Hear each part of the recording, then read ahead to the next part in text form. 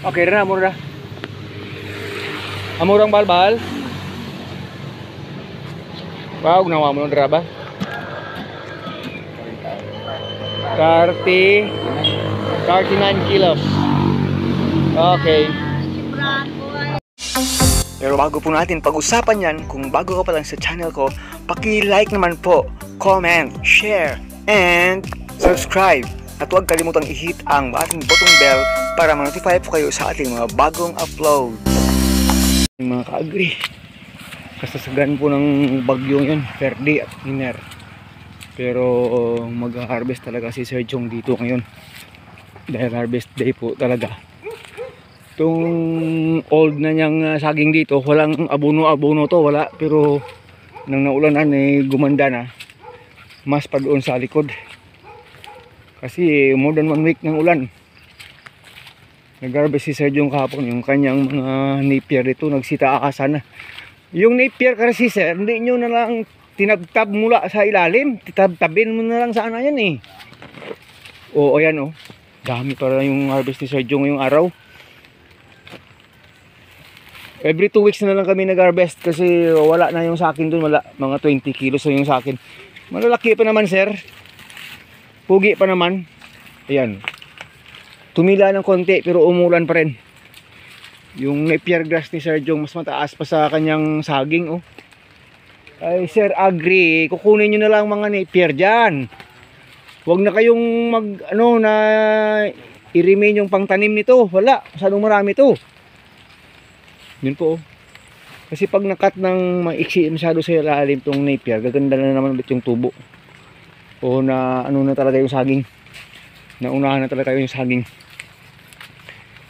Kahit na umulan ay tawag doon. Libot-libot tayo dito sa sagingan ni Sir Jong. Ako, may gagamba. Laki siguro ng nito oh. Ang gagamba. Dito sa dahon. Ay wala, hindi ko nakita. Saan kaya yung gagamba time pa ba? Ako. Kaya may gagamba. Umuulan ng konti, kanina bumagsak malakas. Grabe yung mga baha sa ngayon. Yung dito sa likod yung mga magaganda niyang mga saging mga ka-agri. Share ko lang sa inyo, hindi po siya nagdagay ni kahit konting commercial na abono ngayong taon, wala po. Yung nilagay niyan dito dati ay na lang talaga goat manure. Wag ito ka bunubos no? Grabe man gyapon hataw ka kon ba saging ba?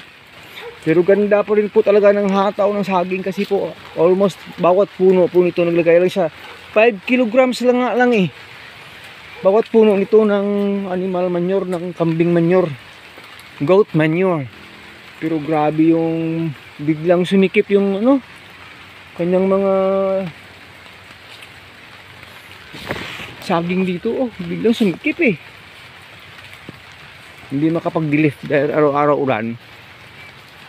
Pero pag makatime, magdi-delete naman po talaga siya. Pero hindi pa ito yung masukal.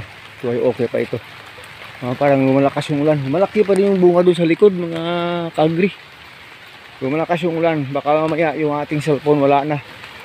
The best thing is hintayin na lang natin sila doon sa sasakyan. Hindi tayo makapag-time na makapaglibot ng maganda dito dahil yan. Lumalakas yung ulan. Baka yung cellphone natin ay ma-disgrasya. So balik muna tayo doon sa sasakyan. Sila na lang maghahakot habang kaya pa natin din sa bila oh. Marami pang makukuhang sucker sana eh. Ako, talagang lalakas mga ka-agri. Wala masyadong malakas na hangin. Yung malakas lang dito kasi ulan. Baha, walang klase. Mula kahapon hanggang ngayong Martes walang klase. Baka hanggang bukas wala klase. Ligo-ligo sa ulan boss. Ligo-ligo na lang si boss sa ulan. Nako, uraman mo sa doko. Ligo na naman pag uwi.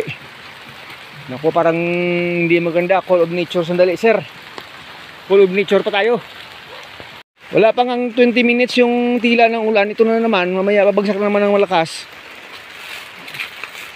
Sinanay aso mamaya hahaba yung liig nun sa kahihintay sa atin. Kaya kahit umuulan na talagang kailangan talagang sugurin na. Basa na yung cellphone ko ah. Nako, kayo lang muna yung ano, yung mga strongman. Yan po mga ka-agri. Bayaw, bayaw. Kaya? Okay. Basa na naman, babasa na naman. Pinasok na ng ano yung paa natin sa subang tubig, subang basa. Lanag yung term sa amin, yung foot or tawag dun. Buni? Sa paa? Ano ba? Sobrang tubig, sobrang basa palagi. Anong term yun sa Tagalog, sir? Ang alin? Yung bunga? Hindi lang nakita, ano? Tingnan. Magulang na? Kurang randa ba kayo? Hindi mo na check, ano? Nako.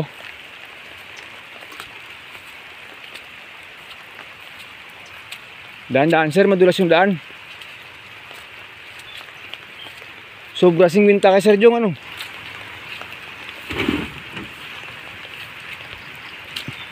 Nako. Yan mga ka-agree. Diretso na naman kay Nanay Ason dahil delivery time na naman. Ano ba to?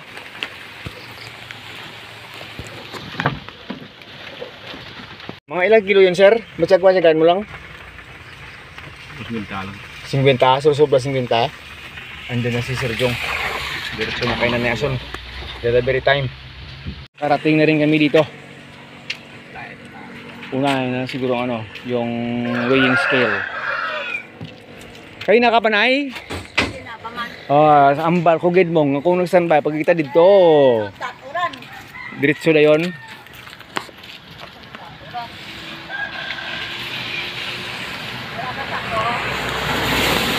Bali mix ng rabos no? Mix. Away ma sintro eh. Kulang. Kulang sintro. Isiro-siro mo. Mga pila kilo?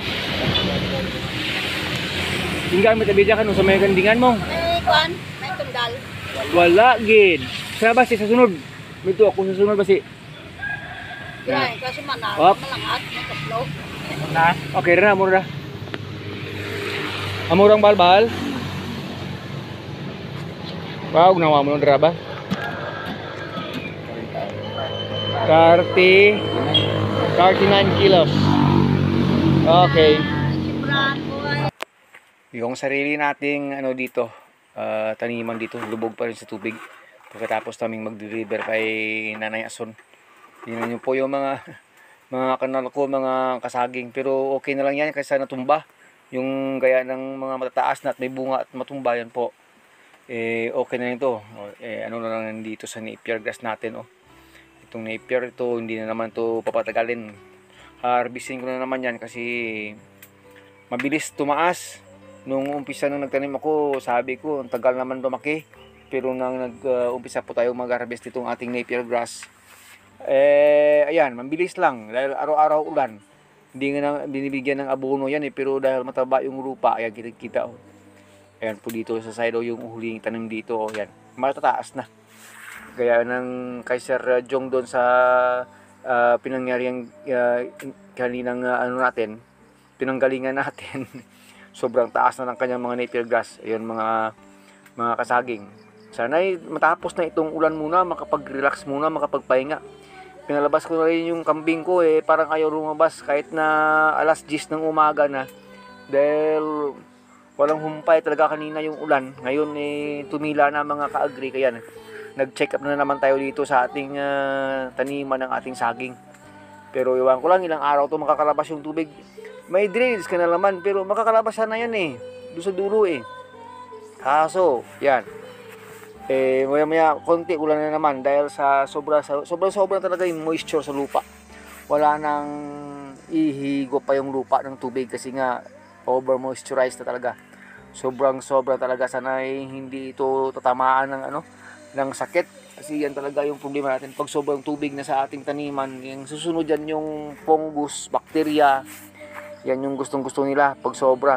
Pero dito, yan po, hindi pa naman masyadong ganun kaano yung saging natin, masikip. Kaya pag nakaaraw sana, ito yung mga napier na ito, ano, nako, nakikipag-agawan na rin ng nutrients dyan sa saging sa dulo. Ayan po. So, yan, from delivery to check this morning, ito ng mga sobrang mga puno ng napier dito, tumutubo na talaga, nag-uumpisa lang pagtubo nila sa ulan ng ulan, araw-araw mga ka-agree. O sige, hanggang dito na lang muna. Pagkatapos natin mag-delivery, nag-check up tayo dito, tingnan natin mamaya kung makapag-compile ulit tayo dito ng mga napier natin sa mga pilapel, kasi nga pati yung mga kambing natin sa sobrang kain ng napier grass, yun medyo nagtatae na. At saka dito sa ilalim yung mga nilagyan natin ng goat manure na mga natin, mga bagong tanim dito sa ilalim, yan na po itsura niya. Sobra nang nabasa ng tubig yan, kaya mag-uumpisa na yung makain ng mga natin, bagong tanim natin dito sa ilalim. Pag talagang na-absorb na yan ng kanyang mga ugat-ugat yan, yan, mag-uumpisa na rin silang lumago, kaya dito sa itaas mga ka-agree. So till then, maraming salamat po. From delivery to farm check tayo ngayong araw kahit may bagyo. God bless the Philippines. Ingat po tayo mga ka-agree. Yan po, may dun, may gagamba doon sa dulo. Bye bye.